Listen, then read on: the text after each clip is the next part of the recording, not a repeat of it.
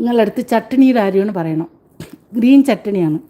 Green ചട്ടണിക്ക് നിങ്ങൾ എടുക്കേണ്ടിയുള്ളത് ഒരു അര കപ്പ് മല്ലിയില എടുത്താൽ അതിൻ്റെ നേർപകുതി പുതിന ഇല എടുക്കണം. പുതിന ഇല എടുത്തതിന് ശേഷം ഒരു തുണ്ട് ഇഞ്ചി എടുക്കണം.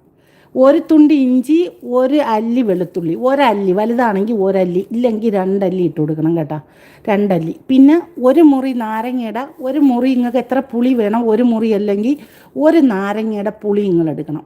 ഓക്കെ, ഒരു നാരങ്ങയുടെ പുളി. പിന്നെ ആവശ്യത്തിന് ഉപ്പ് എടുത്തതിന് ശേഷം പിന്നെ ഒരു ചെറിയ തുണ്ട് ചെറിയ ഉള്ളി ഉണ്ടെങ്കിൽ അത് ഒരെണ്ണം ഇട്ട് കൊടുത്താൽ മതി.